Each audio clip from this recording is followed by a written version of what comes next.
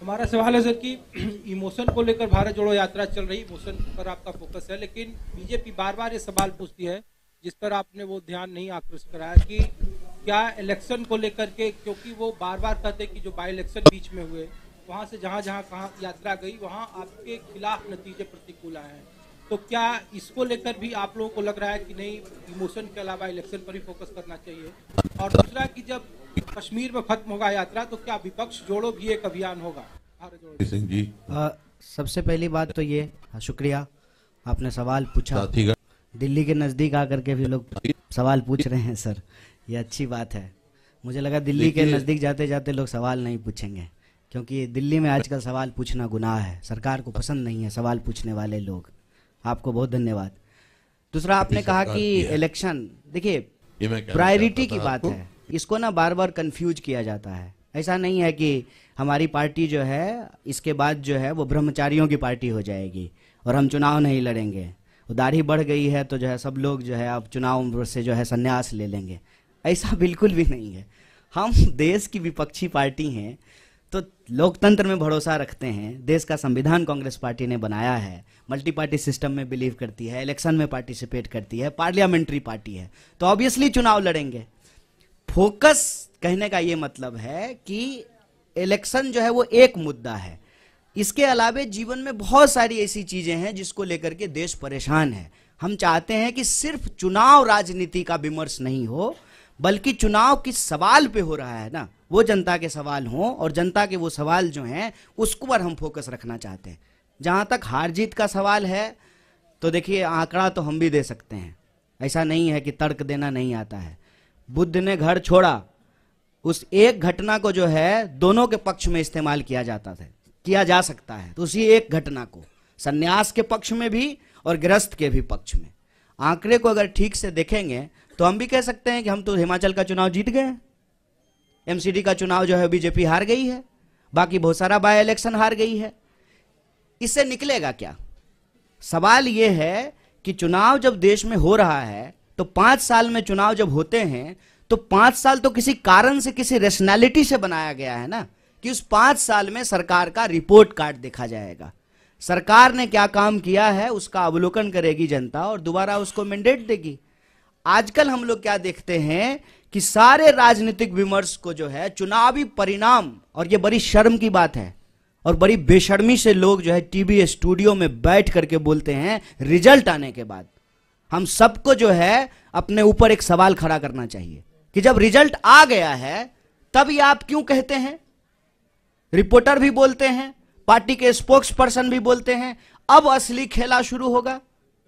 क्या खेला शुरू होगा? ये बेशर्मी हमारे आंख के सामने में हो रही है।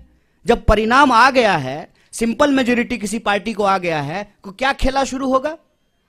ये जो बेशर्मी और बेईमानी है ना, इसको हमको नैतिक बल देना बंद कर देना चाहिए। चुनाव जीतने की अगर बात करते हैं, मध्य प्रदेश की चुनाव हम नहीं जीत गए थे, कैसे मध्य प्रदेश में हमारी सरकार चली गई? क्या कर्नाटक में हम चुनाव नहीं जीत गए थे? क्या गुजरात में हमने जो है वो सिचुएशन नहीं देखा? जो लोग यहां बैठे हुए हैं उसके ऊपर आप तमाम तरीके का आरोप लगाते हैं, और वही लोग जो है जब भाजपा के दफ्तर में जाकर के बैठ जाएंगे तो सब ठीक हो जाएगा। क्या इस पे हम सवाल खड़ा नहीं करेंगे?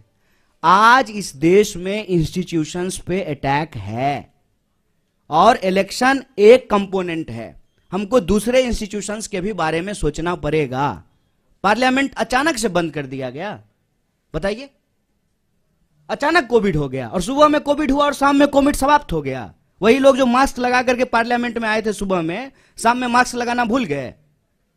भीड़ में जाते हैं तो मास्क नहीं लगाते हैं। जब रैली में जाते थे, जब डेल्टा वेरिएंट था, दीदी ओ दीदी कर रहे थे बंगाल के चुनाव में जाकर के, डेल्टा वेरिएंट था, तब जो है मास्क नहीं लगा रहे थे।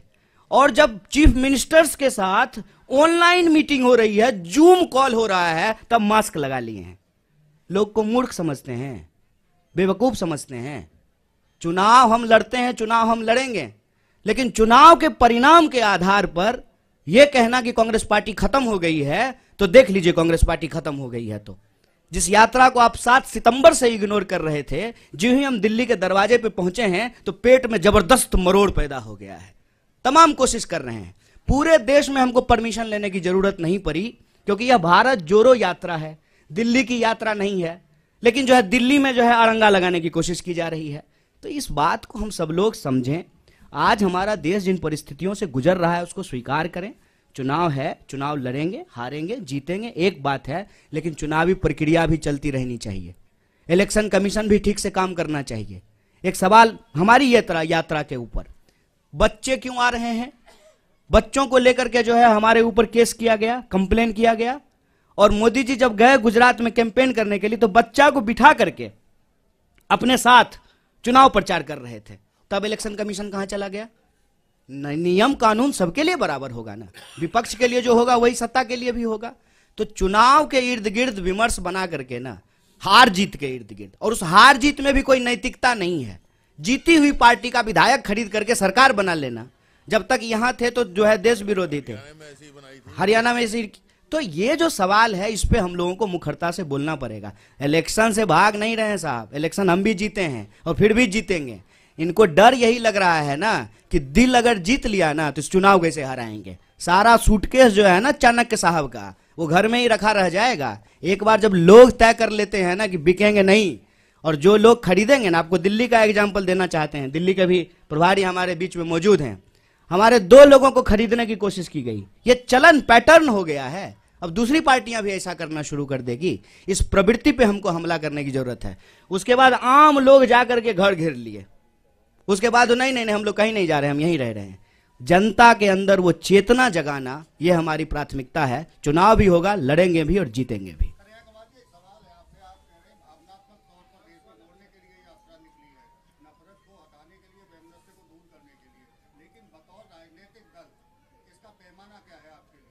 देखिए, भावना एक बात है, भूख का भी सवाल है।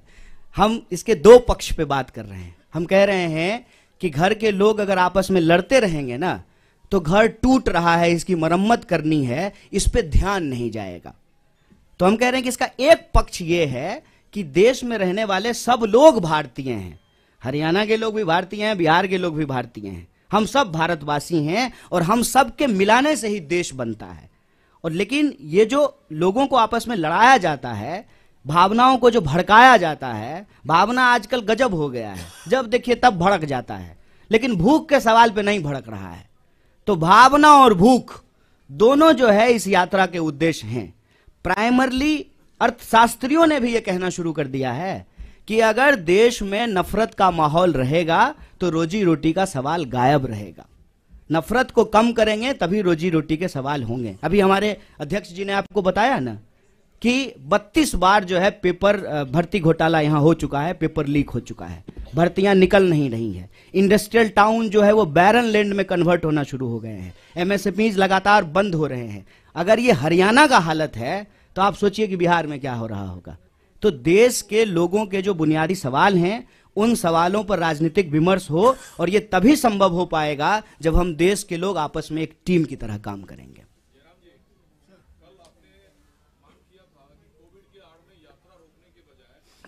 कोविड है तो पहले संसद का सत्र रोका जाए।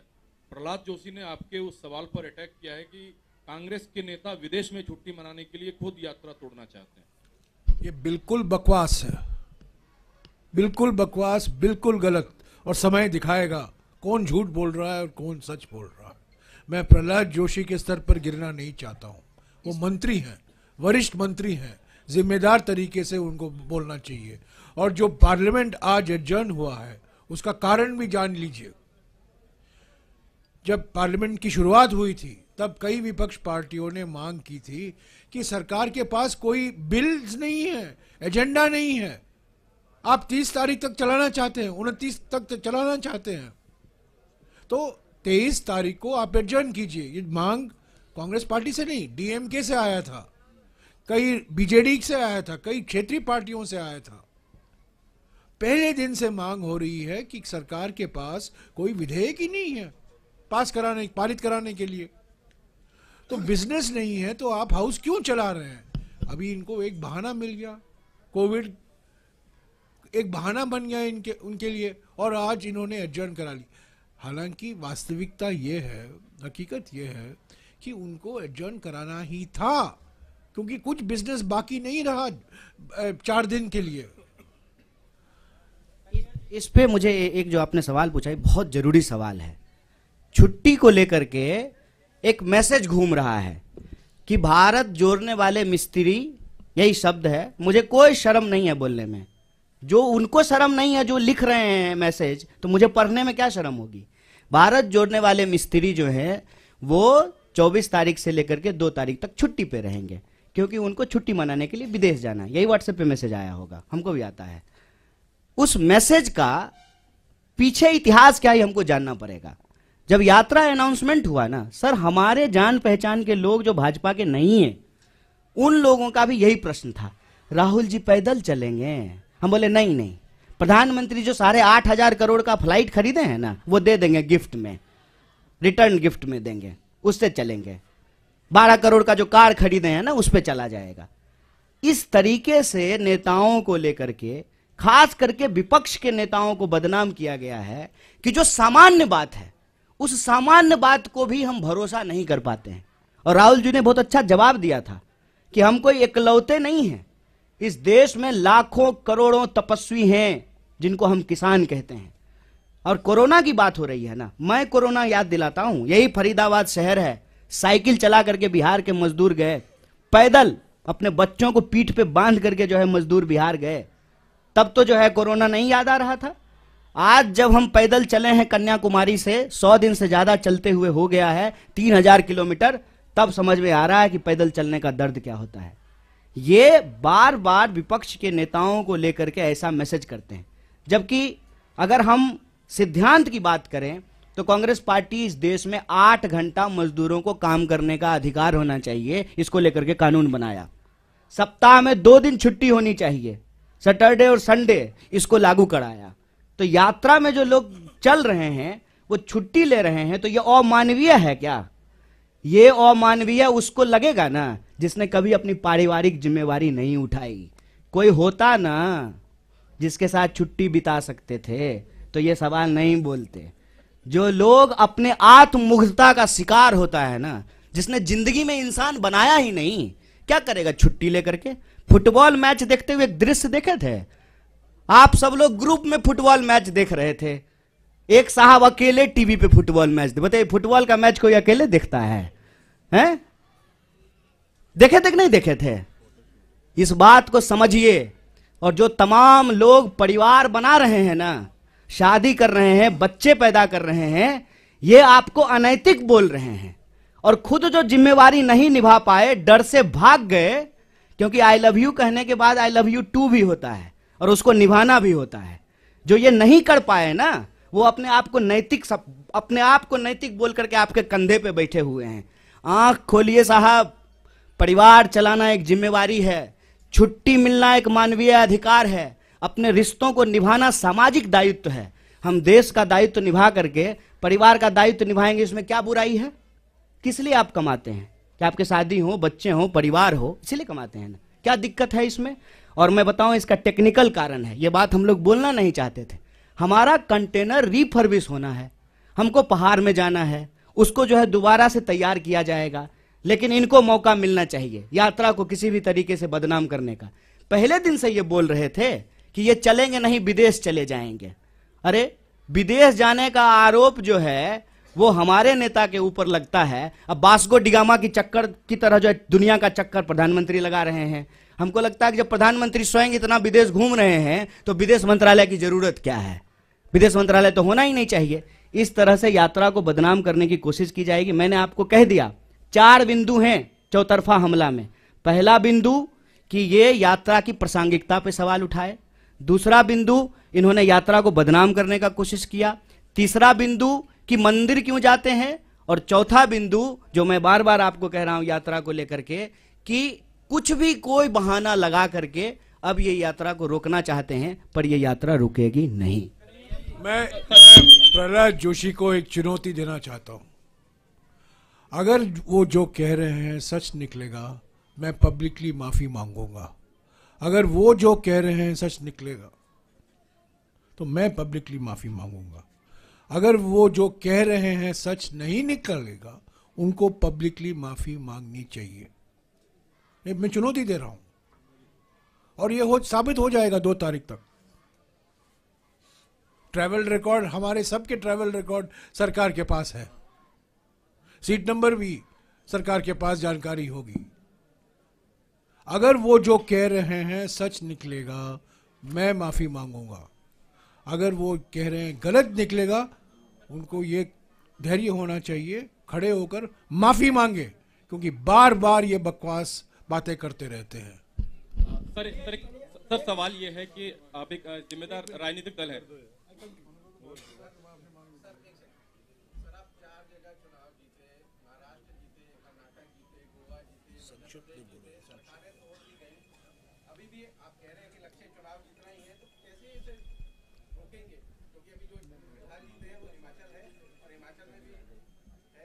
देखिए, हम लोग इसको बतौर राजनीतिक दल रोकें, उससे ज़्यादा ज़रूरी है कि इस देश के आम लोग बतौर वोटर इसको रोकें, क्योंकि ये अनैतिक है, ये गलत है।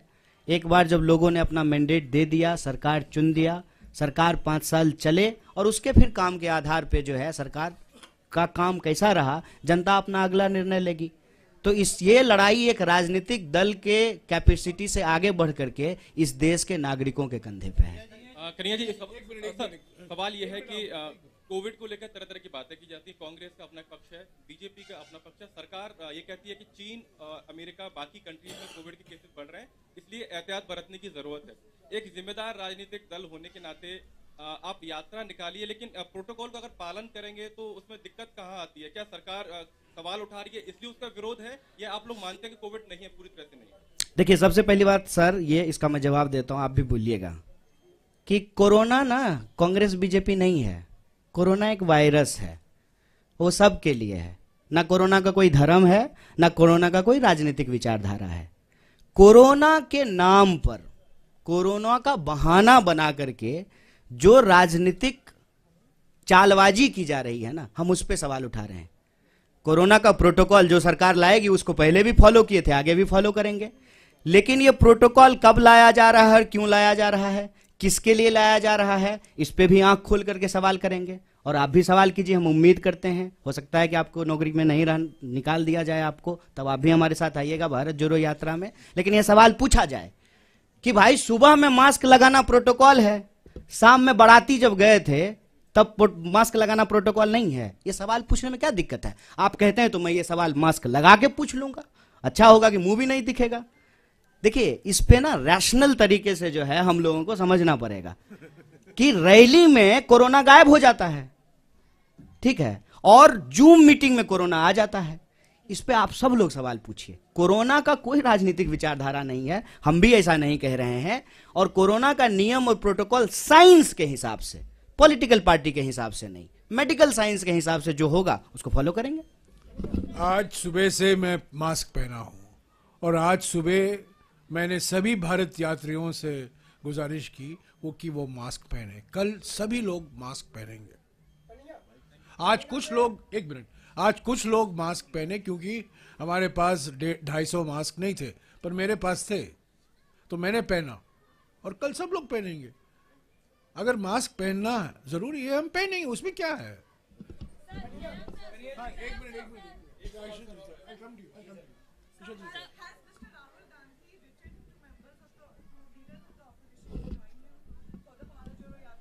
If I have information, I'll share it with you. Sir, Jairam sir,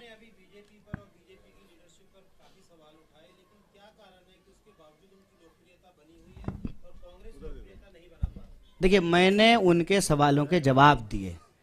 मैं भाजपा के ऊपर अपना समय न कभी नहीं बर्बाद करूंगा साहब। सवाल हम हमेशा देश की जनता के लिए उठाते हैं। रोजी का सवाल, रोजगार का सवाल, भर्ती का सवाल, किसान का सवाल, मुआवजा का सवाल, महिला सुरक्षा का सवाल, सामाजिक न्याय का सवाल, हम ये उठाते हैं सवाल। भाजपा को लेकर के जो हमने कही है ना, ये हमने उनको उनकी भाषा में जवाब दिया है। लोकप्रियता तो आपकी भी कृपा है साहब मैं इस पे बोलना नहीं चाहता हूँ जयराम सर, एक क्वेश्चन आपसे है सर है because sir, not just Bharat Jodo Yatra but there are other rallies. Who is asking the question? Oh, sorry. The other rallies are also underway because Karnataka assembly elections are coming in and JDS is also doing a rally in Karnataka, Panch Ratna Yatra. So So that is also under the scanner because many of the states have also issued the COVID guidelines. What is your response to that? Because other rallies are also taking place, but the question arises for the Bharat Jodo Yatra. No, I have said, and let me repeat it. Any protocol based on scientific and medical advice that is uniformly implemented will be followed by the Congress party. We have always followed it. We were not the party which gave a solution that the COVID situation will be won in 18 days, like the Mahabharat war. There was one gentleman who said that we will win the war on COVID in 18 days. There was one gentleman who advised Indians to deal with the COVID epidemic by going to their balcony, tali bajao, ghanti bajao. These were the remedies that were given for COVID, if you recall. We were not that political party. If there is a protocol, scientific protocol, medical protocol, health protocol, we will follow it. And I am telling you voluntarily today. And I wore the mask longer than the Prime Minister wore it yesterday. Yesterday the Prime Minister's mask was for the TV. So I have advised the Bharat Yatris this morning, at 5 o'clock this morning. They couldn't, many of them were not carrying masks because none of us anticipated this situation that has arisen out of the health minister's letter. So we will, if there is a directive to wear masks, we will wear masks. If there is a directive to maintain social distancing, we will maintain social distancing. I don't understand what the controversy is all about. There is no directive. There is no protocol. Are you going to stop flights from China? Are you going to stop flights? Nowadays you don't have to stop, you can't only stop flights from China because you can go to Frankfurt and then come to India. So are you going to stop international flights? We are not doing anything of that sort.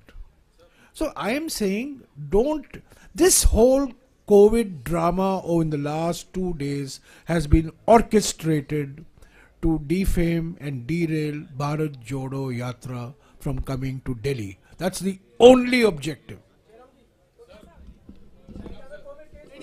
आप कन्हैया जी से पूछिए क्योंकि वो मैं तो guest artist हूँ, ये तो मेन एक्टर यही है। क्वेश्चन बोलो यार।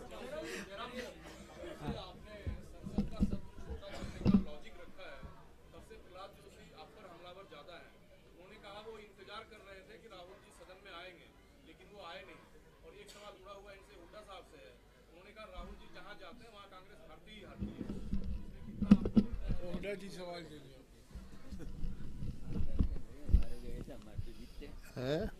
हमारे आए थे, हमारे जीते जहाँ जहाँ गए हमारे हरियाणा में, जहाँ जहाँ राहुल जी का हमने पब्लिक मीटिंग रखवाई थी वहाँ सारी सीटें जीते हम। ये क्या लॉजिक है? ये आपका सवाल मेरे को समझ में नहीं आ रहा। अच्छा, तो इसमें एक बात बताइए कि राहुल जी से अगर बीजेपी को फायदा हो रहा है तो बीजेपी भारत रत्न क्यों नहीं दे देती है राहुल जी को? नहीं, खुश होना चाहिए। फिर यात्रा क्यों रोक रही है फिर?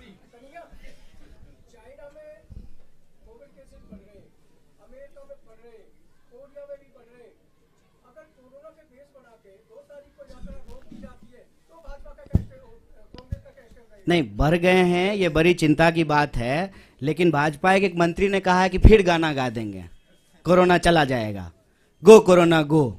सुने कि नहीं? भाजपा के एक मंत्री ने पार्लियामेंट के प्रीमाइस में कहा कि पिछली बार भी हम गाना गा दिए थे, गो कोरोना गो, कोरोना चला गया, इस बार कोरोना आएगा फिर हम गाना गा देंगे, गो कोरोना गो। हम ये नहीं कह रहे हैं, हम ये कह रहे हैं कि हम साइंस में बिलीव करते हैं, जो भी प्रोटोकॉल सरकार का होगा, जो एडवाइजरी होगा, उसको फॉलो करेंगे।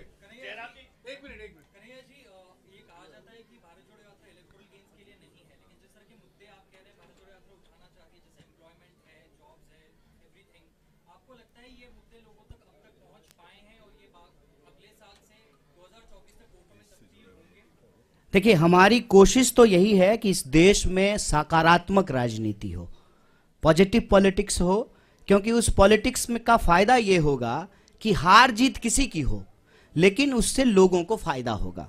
अगर हम राजनीतिक विमर्श के केंद्र में बेकारी का सवाल ला पाए, महंगाई का सवाल ले पाए, एसएमईज जो small scale medium scale industries का सवाल है, महिला सुरक्षा का सवाल है, किसानों को मुआवजा का सवाल है, खेती का सवाल है, सीमा सुरक्षा का सवाल है, तो उससे देश को फायदा होगा। चुनावी परिणाम चाहे जो भी हो, लेकिन इस आधार पे अगर राजनीतिक विमर्श होगा, लोगों के बुनियादी सवाल पर होंगे, तो लोगों को फायदा होगा। हम वो प्रयास कर रहे हैं, कितनी सफलता मिलेगी ये तो देखने वाली बात है।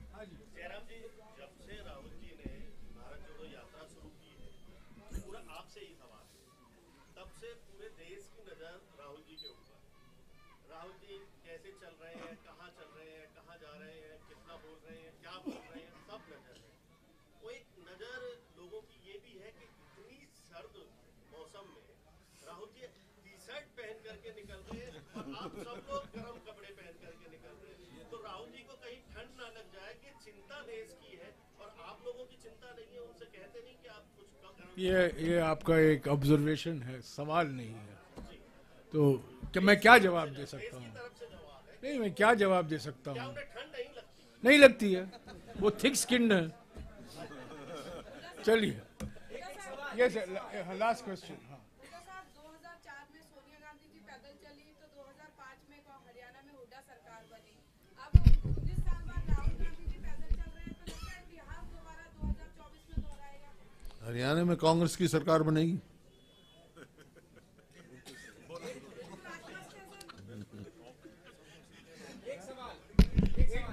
एक मिनट अभी दिल्ली के बारे में कुछ और जानकारी शक्ति सिंह जी देंगे।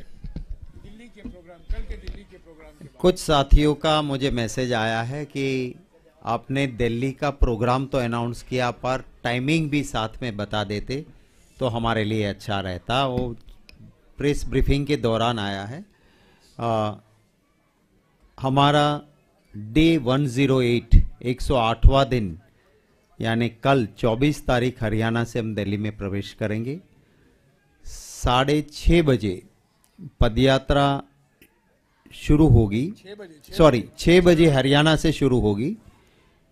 हरियाणा से 6 बजे शुरू होगी और दिल्ली रिसेप्शन जो होगा वो मेट्रो स्टेशन बदरपुर पे रिसेप्शन होगा। 10:30 बजे हम पहुंचेंगे। सॉरी, वो रिसेप्शन 5 किलोमीटर है वो।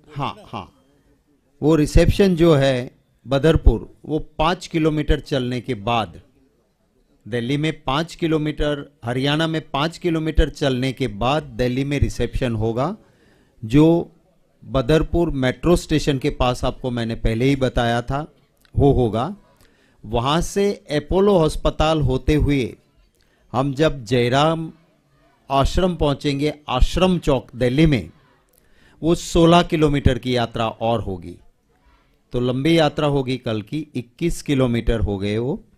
और वो हम जयराम आश्रम चौक सुबह 10:30 बजे पहुंचेंगे। 10:30 बजे वहां पहुंचने के बाद ब्रेक होगा, हमारा लंच ब्रेक होगा। जयराम आश्रम मंदिर में भी हम पूजा करेंगे और उसके बाद 1:30 बजे पदयात्रा फिर से शुरू होगी।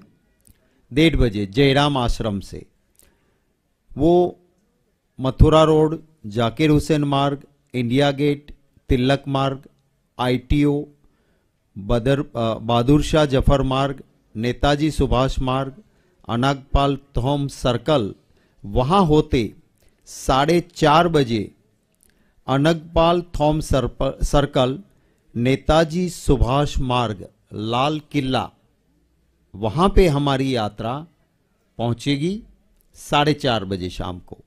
वहाँ से जो हम जाएंगे शांतिवन, शक्ति स्थल, वीर भूमि और राजघाट, वो बाय कार यात्रीज और राहुल जी जाएंगे, जहाँ पुष्पमाला समर्पित की जाएगी और फिर 3 तारीख तक का ब्रेक होगा।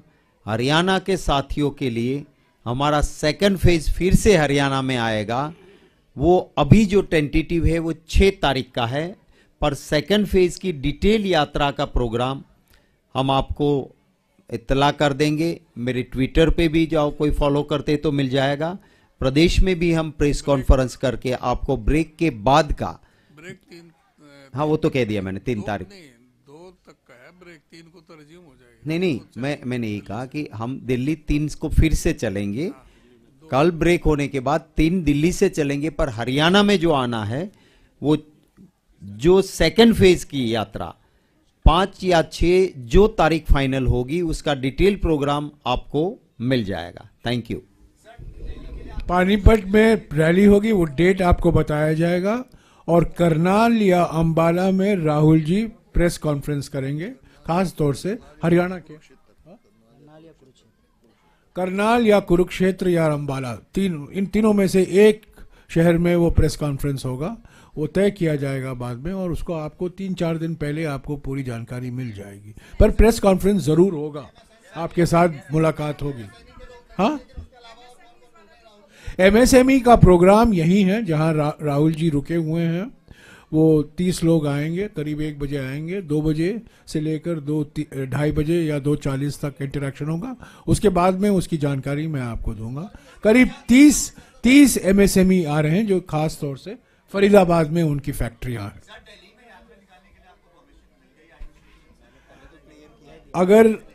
अगर परमिशन नहीं होता, क्या शक्ति सिंह बोल सकते थे?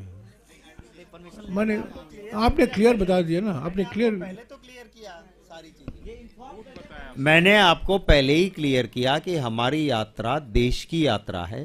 कन्याकुमारी से हम 3000 किलोमीटर चले, सेंट्रल रिजर्व पुलिस फोर्स जो है वो रूट हमें जो कहते हैं वो भेज देते हैं, वही एक परमिशन की बात हो गई।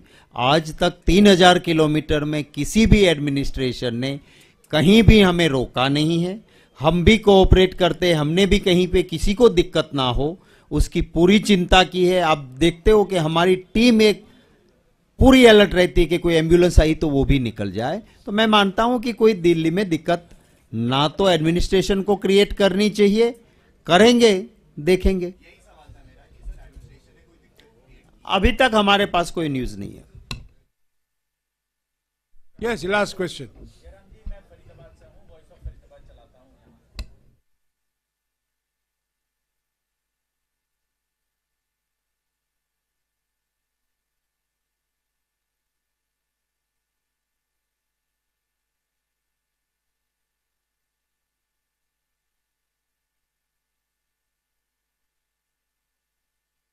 मैं हुडा जी से गुजारिश करूंगा और लोकल एमएलए से भी।